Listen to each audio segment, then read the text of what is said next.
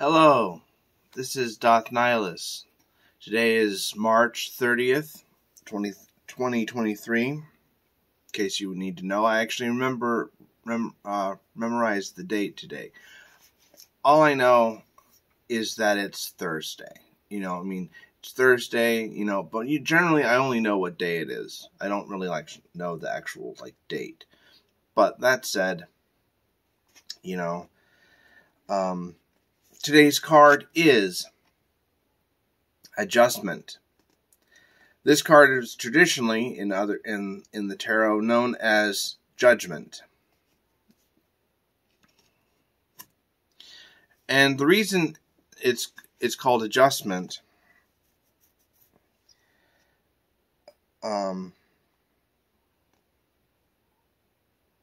was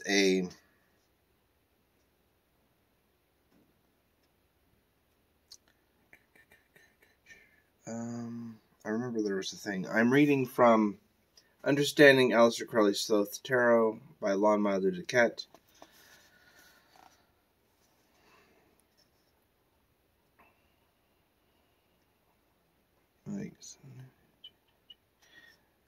So, adjustment, I suppose I was, quote, adjustment, I suppose I was in a very bad temper when I made my criticism. But I do feel strongly that the plumes of Ma'at are too insignificant, and the dove and raven look simply stuck on. Nor do I think that the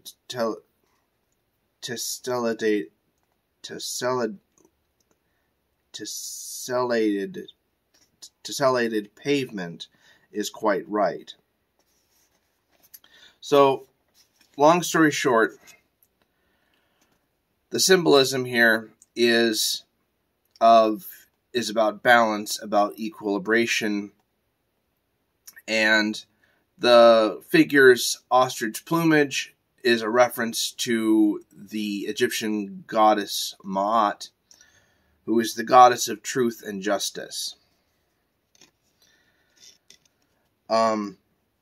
The interesting thing here is that also within the card is the scales are scaling the alpha and the omega.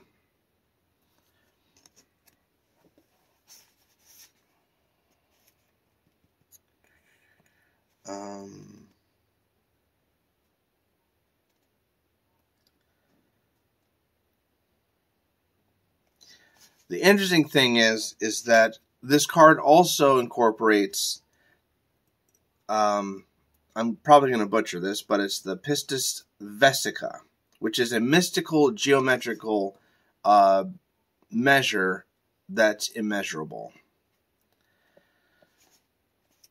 It stretches the fabric of space to reveal the goddess. Crowley calls the adjustment the feminine complement of the Fool, which makes sense. Combined, I have something in my glasses. Combined Hebrew letters, these cards represent Aleph and Lamed, spell all, and numerate 231. All is the root of the Hebrew word for God. La, L-A, is the Hebrew word for not. In the Western Zen of Thelema, God, not God, is a very important concept. Again, hailing back to the equation of 0 equals 2. That God, not God.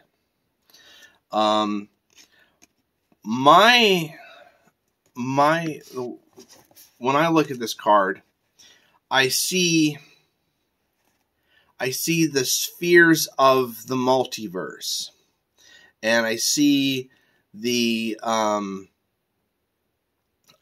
goddess maintaining balance and order over it, and to me that makes sense. I imagine for someone else, the spheres mean something completely different. But for me, that's kind of where it comes from to me. So anyways, that said, today's reading is Librae, subfigura 30, I believe. Now, the Nomine Babylon collection of the Class A documents does not contain Librae. But, and that is because it is not a Class A document. It is a Class B document. I'm not going to get into the distinctions of the different classes, but I am reading it from this brick of a book, Gems of the Equinox. Instructions by Aleister Crowley for his own magical order, selected by Israel Regardi. So, with that said, let us begin. It is a very short writing, but here we go. Learn first, O thou who aspirest unto our ancient order, that equilibrium is the basis of the work. If thou thyself hast not a sure foundation, whereon wilt thou stand to direct the forces of nature? Know then that as man is born into this world, amidst the darkness of matter and the strife of contending forces, so must his first endeavor be to seek the light through their reconciliation. Thou then, who hast trials and troubles, rejoice because of them, for in them is strength, and by their means is a pathway opened unto that light. How should it be otherwise, O man, whose life is but a day in eternity, a drop in the ocean of time? How were thy trials not many? Couldst thou purge thy soul from the dross of earth? Is it but now that the higher life is beset with dangers and difficulties? Hath it not ever been so with the sages and hierophants of the past? They have been persecuted and reviled. They have been tormented of men, yet through this also has their glory increased. Rejoice therefore, O initiate, for the greater thy trial, the greater thy triumph. When men shall revile thee, and speak against thee falsely, hath not the Master said, Blessed art thou? Yet, O aspirant, let thy victories bring thee not vanity, for with increase of knowledge should come increase of wisdom. He who knoweth little thinketh he knoweth much, but he who knoweth much hath learned his own ignorance. Seest thou a man wise in his own conceit? There is more hope of a fool than of him. Be not hasty to condemn others. How knowest thou that in their place thou couldst have resisted the temptation? And even were it so, why shouldest thou despise one who is weaker than thyself? Thou, therefore, who desirest magical gifts, be sure that thy soul is firm and steadfast, for it is by flattering thy weaknesses that the weak ones will gain power over thee. Humble thyself before thyself. Yet fear neither man nor spirit. Fear is failure and the forerunner of failure, and courage is the beginning of virtue. Therefore fear not the spirits, but be firm and courteous with them. For thou hast no right to despise or revile them, and this too may lead thee astray. Command and banish them, curse them by the great names if need be, but neither mock nor revile them, for so assuredly wilt thou be led into error. A man is what he maketh himself within the limits fixed by his inherited destiny. He is part of mankind. His actions affect not only what he calleth himself, but also the whole universe. Worship and neglect not the physical body, which is thy temporary connection with the outer and material world. Therefore, let thy mental equilibrium be above disturbance by material events. Strengthen and control the animal passions. Discipline the emotions and the reason. Nourish the higher aspirations. Do good unto others for its own sake, not for reward, not for gratitude from them, not for sympathy. If thou art generous, thou wilt not long for thine ears to be tickled by expressions of gratitude. Remember that unbalanced force is evil, that unbalanced severity is but cruelty and oppression, but that also unbalanced mercy is but weakness, which would allow and abet evil. Act passionately, think rationally, be thyself. True ritual is as much action as word. It is will. Remember that this earth is but an atom in the universe, and that thou thyself art but an atom thereon, and that even couldst thou become the god of this earth, whereon thou crawlest and grovellest, and that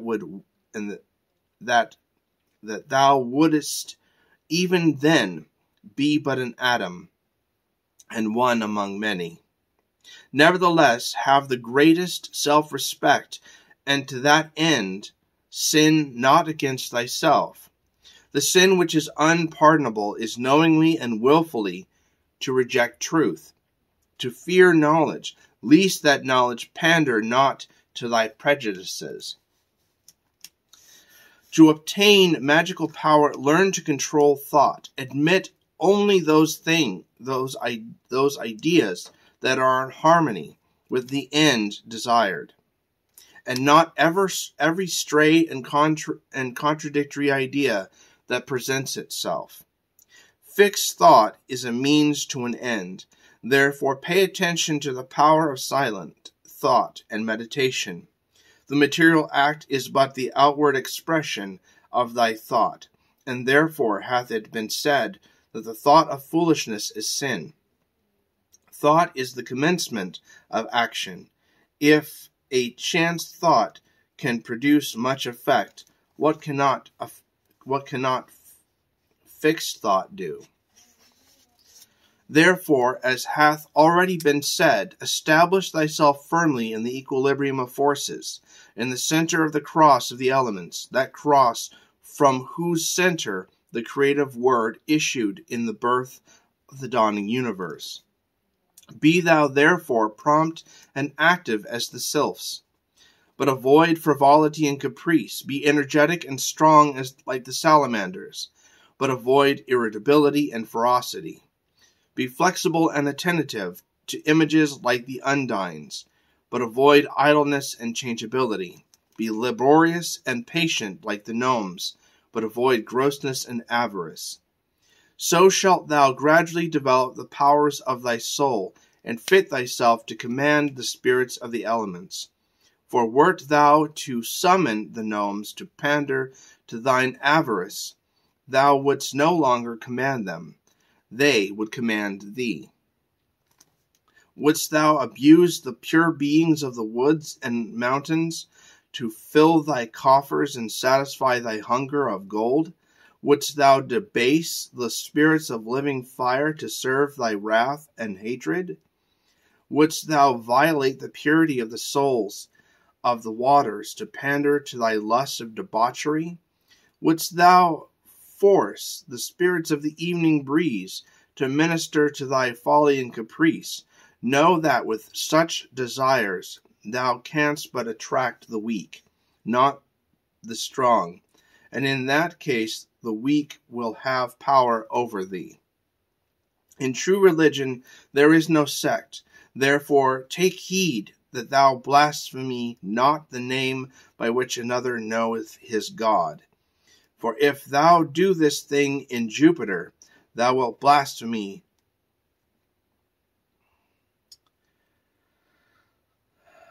I want to say Tetragrammaton. I'm not sure. It's Hebrew.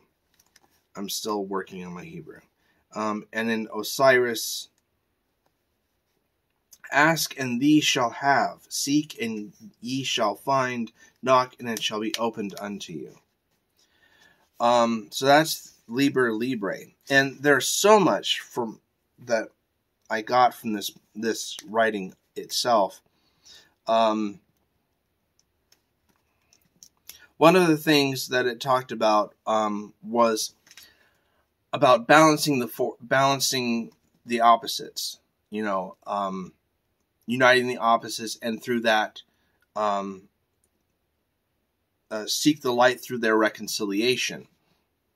So the opposing forces within your own mind. And that through that spiritual exercise, balancing the mental and the physical. The other thing that was interesting was talking about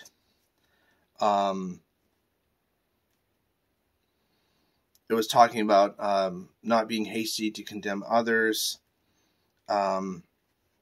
Very, very much ethical treatments of what you should do. Especially, I found it very interesting in doing good unto others, and not doing it as a symptom of not doing it for reward. Whether that be praise or gratitude, as the book referenced, or